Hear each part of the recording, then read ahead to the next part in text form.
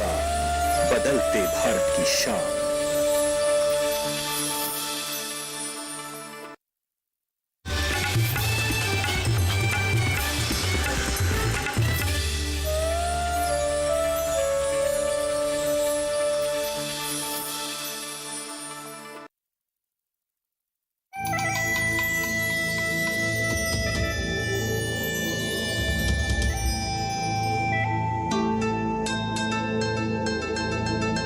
उत्तर पूर्व के तमाम राज्यों असम, मेघालय, नागालैंड, मणिपुर, मिजोरम, सिक्किम, अरुणाचल प्रदेश, त्रिपुरा, जहां अपने प्राकृतिक सौंदर्य के लिए जाने जाते हैं, वहीं कृषि के क्षेत्र में भी अपना विशेष महत्व रखते हैं। पूर्वांचल राज्यों में होने वाली अलग अलग किस्मों की फसलें अगर आप तक एक ही कार्यक्रम के जरिए पहुंचे तो उस कार्यक्रम का नाम है बढ़ते कदम।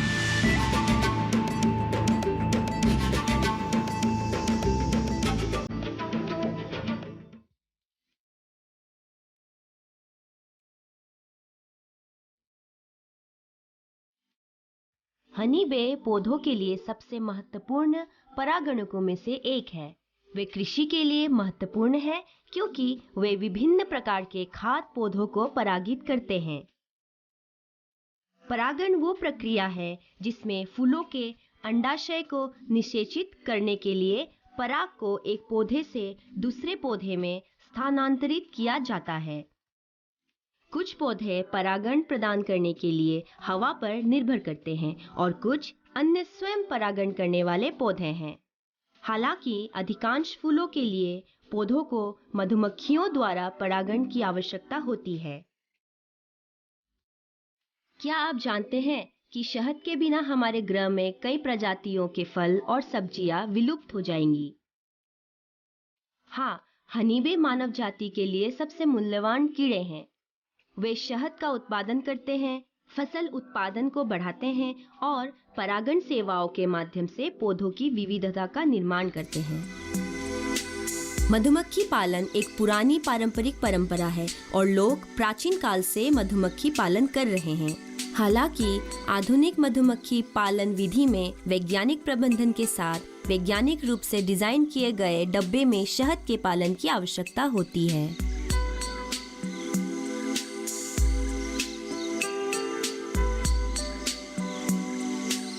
नागालैंड में कुल भौगोलिक क्षेत्र 16,579 वर्ग है, जो भारत के सबसे महत्वपूर्ण वनस्पति क्षेत्रों में से एक होने का एक अनूठा गौरव है। कुल क्षेत्रफल का 80% भाग वनों से आच्छादित है और यहाँ बड़ी संख्या में पेड़ों की किस्में पाई जाती है। उनमें से कुछ बारहमासी फूलों के पौधे हैं और वे मधुमक्खियों के लिए एक उपयुक्त यूटोपिया प्रदान करते हैं। हम नागालैंड विश्वविद्यालय के तहत कृषि विज्ञान और ग्रामीण विकास के स्कूल में एक वैज्ञानिक से मिलने गए। हम सभी जानते हैं कि किसी उत्पादकता बढ़ाने के लिए शहद की मक्खियाँ महत्वपूर्ण है। इसीलिए इसे ध्यान में रखते हुए हमारा केंद्र वर्ष 2010 में नागालैंड विश्वविद्यालय में बनाया गया था। इस केंद्र का जनादेश शहद उत्पादन के साथ साथ फसल उत्पादकता को बढ़ाना है। इस केंद्र को शुरू करने के समय हमने स्थानीय किसानों से शहद मधुमक्खी कॉलोनियों को एकत्र किया और हमने उन्हें बढ़ाना शुरू किया। अब हमारे पास 100 से अधिक कॉलोनियां हैं, जिसमें एपिस मेलिफेरा की 25 कॉलोनियां शामिल हैं। हमारे पास एपिस सेरेना की 20 कॉलोनियां और स्टिंगलेस मधुमक्खी की लगभग 60 कॉलोनियां हैं। हमारा मुख्य ध्यान स्टिंगलेस मधुमक्खी पर है और हमारा यहाँ स्टिंगलेस मधुमक्खी की 4 प्रजातियां हैं। नागालैंड में 60 से अधिक प्रकार के स्टिंगलेस मधुमक्खियां हैं। यह नागालैंड के लिए बहुत अच्छा है क्योंकि स्टिंगलेस मधुमक्खी शहद की बाजारों में बहुत अधिक कीमत मिलती है। जब आपके 1 किलो अन्य शहद 400 से 500 रुपए में मिलता है तो स्टिंगलेस मधुमक्खियों की कीमत 3,000 से 4,000 रुपया प्रति किलोग्राम होती है। हमारे पास नागालैंड में स्टिंगलेस मधुमक्खी की एक और प्रजाति है जो जमीन के नीचे रहती है। इस प्रजाति का वैज्ञानिक नाम लोफा ट्रिगोना कैनिफ्रॉन्स है। हम उन्हें जमीन पर स्थानांतरित करने के लिए प्रौद्योगिकी विकसित कर रहे हैं ताकि हम इन मधुमक्खियों से अधिक कुशलता से शहद प्राप्त कर सकें।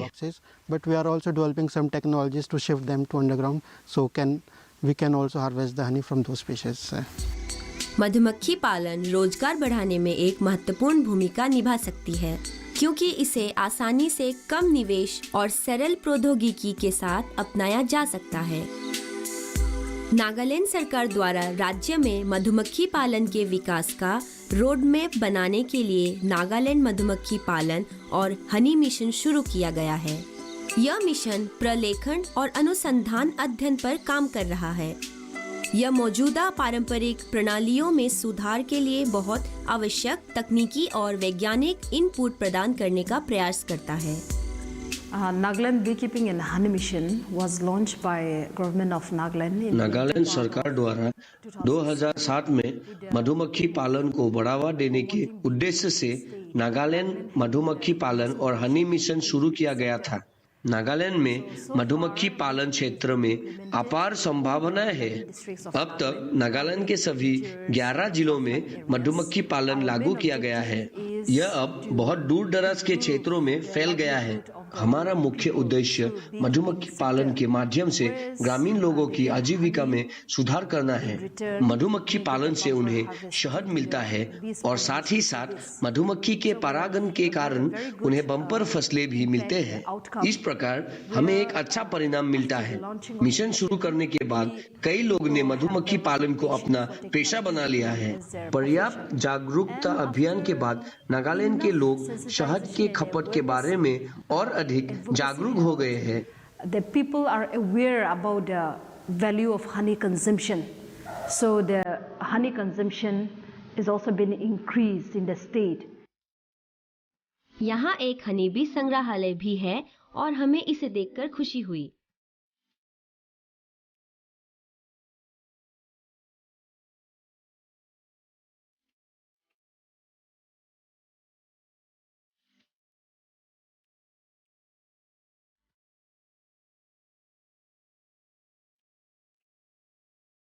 यहाँ के वैज्ञानिकों ने हमें दिखाया कि शहद को कैसे संसाधित किया जाता है। This is a 50 kg shift of honey processing plant which we have installed here. At one go we can process 50 kgs of honey. यह एक 50 किलो शहद प्रसंस्करण संयंत्र है जो एक अच्छे करण के लिए यहाँ स्थापित किया गया है। एक बार में हम इस संयंत्र में 50 किलोग्राम शहद संसाधित कर सकते हैं। कभी-कभी किसानों से प्राप्त शहद में नमी की मात्रा अधिक होती है जो 18% से कम होनी चाहिए। शहद प्राप्त करने के बाद हम इस तरह के शहद की जांच करते हैं और यदि आवश्यक हो तो हम इस संयंत्र में प्रसंस्करण द्वारा पानी की मात्रा को वांछित स्तर तक ले आते हैं। Bring it down to 18% and also take out the pollen contents if any that is present in the honey. हमने बाजार जाने के लिए तैयार उत्पादों को भी देखा। नागालैंड शहद स्वाद में अद्वितीय है और इसमें बहुत सारे पोषण गुण हैं। शहद वास्तव में स्वास्थ्य के लिए बहुत अच्छा है और लोगों द्वारा पसंद किया जाता है। नागालैंड शहद देश में जल्द ही एक घरेलू नाम बनने की ओर अग्रसर है।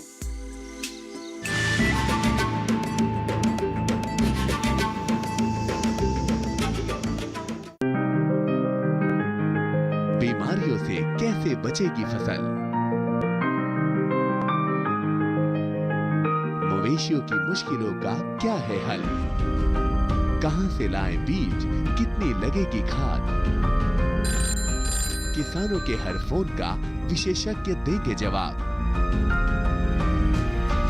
देखिए हेलो किसान लाइव सोमवार से शुक्रवार शाम 6 बजे।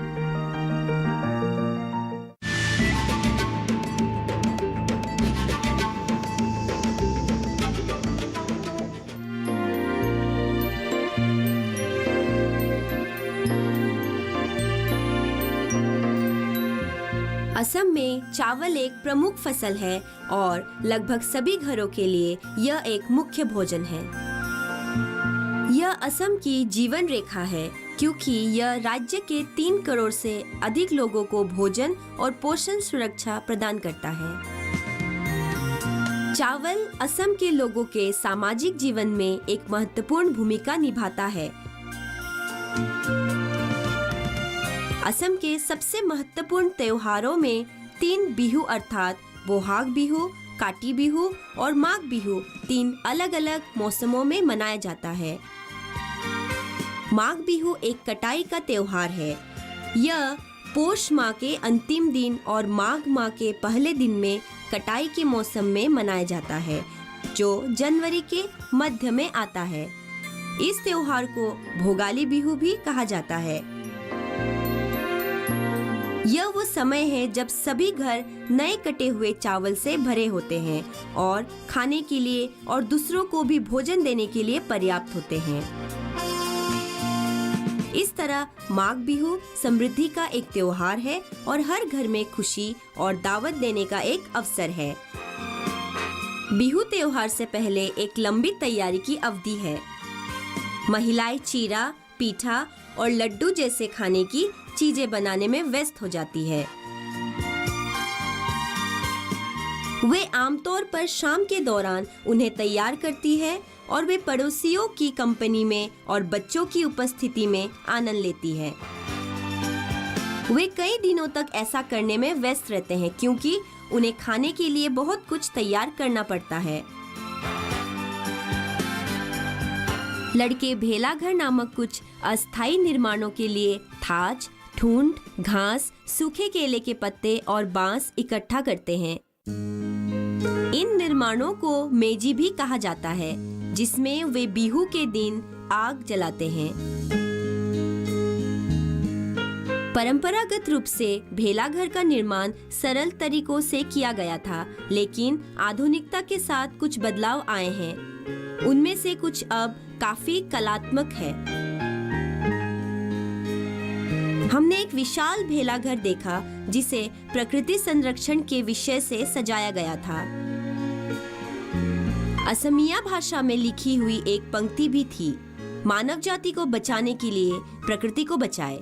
यह वास्तव में आज की दुनिया में महत्वपूर्ण अनुस्मारक है। हमने इस भेलाघर के मुख्य वास्तुकार और डिजाइनर से भी बात की। हम पूरी दुनिया के प्रकृति और जैव विविधता को नष्ट कर रहे हैं। आदमी लगातार पेड़ों को काट रहा है और जानवरों को बेरहमी से मार रहा है। यदि हम इसे जारी रखते हैं तो पृथ्वी का पूरा अस्तित्व खो जाएगा। मेरे द्वारा डिजाइन किया गया भेलाघर में मोटिव था एक सींग वाले गेंडों का संरक्षण।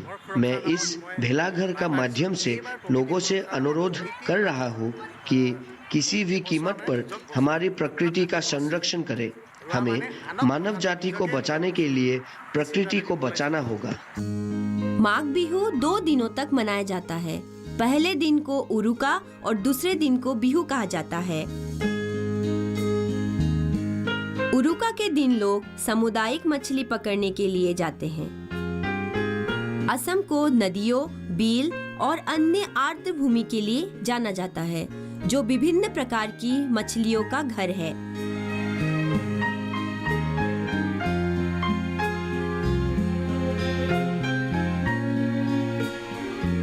बाद में वे शाम के लिए विशेष भोजन तैयार करने में व्यस्त हो जाते हैं। वहाँ हम कुछ परिवारों से मिले जो कार्बी जनजातियों के थे और वे उरुका भोजन के लिए तैयारी कर रहे थे।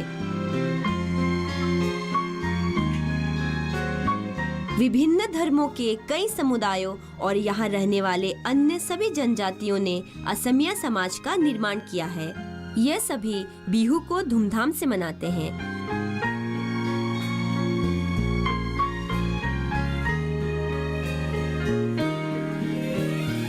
माघ बिहू के दिन वे सुबह जल्दी उठते हैं। वे पहले स्थान को बहुत सावधानी से साफ करते हैं।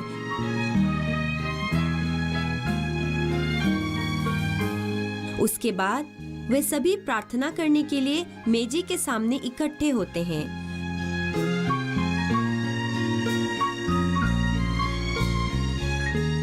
बाद में वे मेजी में आग लगा देते हैं।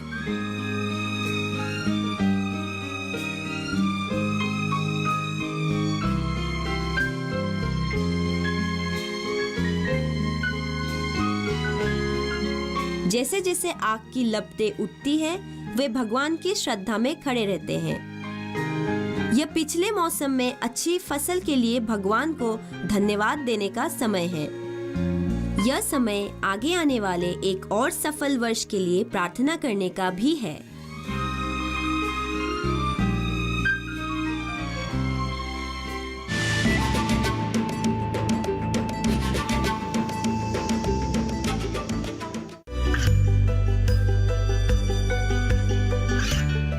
गांवों और पिछड़े क्षेत्रों में सरकारी योजनाओं की जानकारी पहुंचा।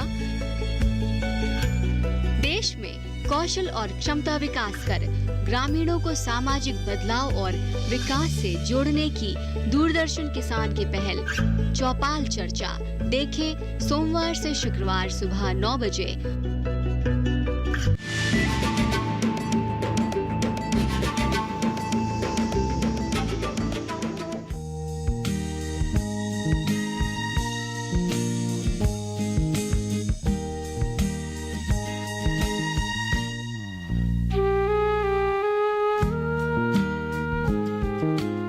अनानास भारत का एक महत्वपूर्ण फल है।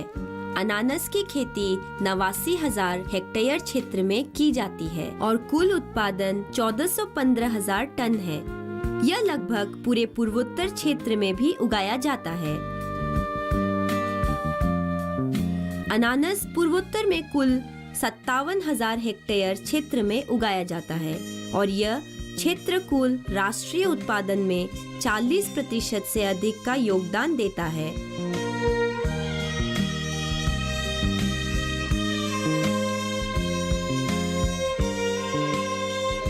पूर्वोत्तर में अनानास का कुल उत्पादन प्रत्येक वर्ष लगभग 700,000 टन है।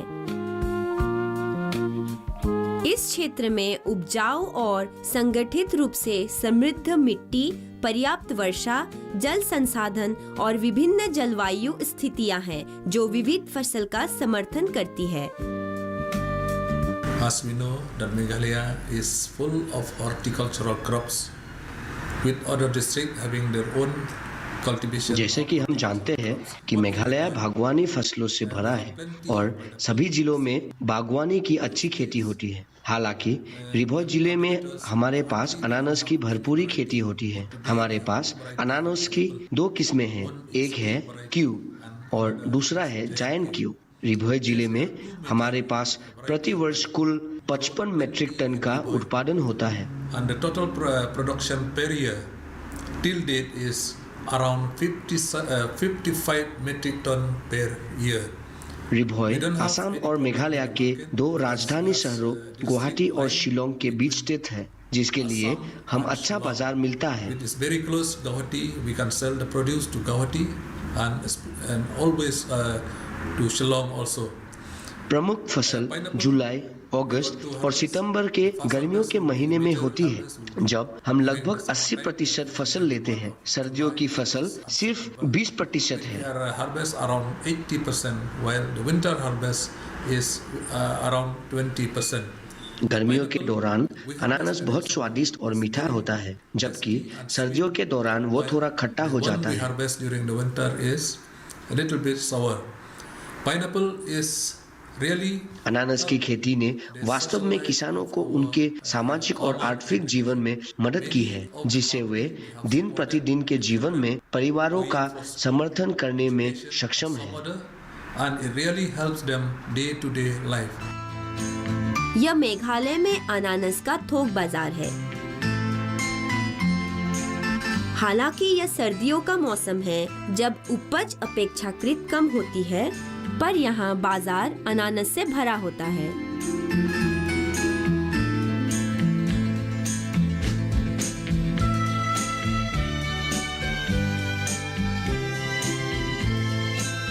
हम मेघालय के रिभोई जिले के नोंगख्राम गांव गए।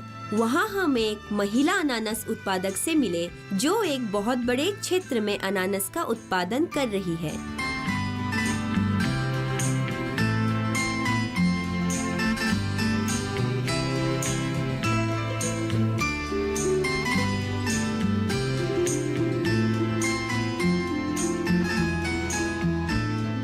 मोर नाम रीता सिंह किली। मेरा नाम रीटा सिंगली है। मैं रिभोई जिले में रहता हूँ और मेरा गांव का नाम नोंगक्रांग है। हमारे पास विभिन्न बागवानी फसलों जैसे अनानस, नारंगी, सब्जियां आदि है और धान भी है। हालांकि मुख्य फसल अनानस है। हम एक वर्ष में 2 बार अनानस की कटाई करते हैं और अनानस से मेरी व्यक्तिगत आय प्रति वर्ष लगभग 2 लाख रुपए है।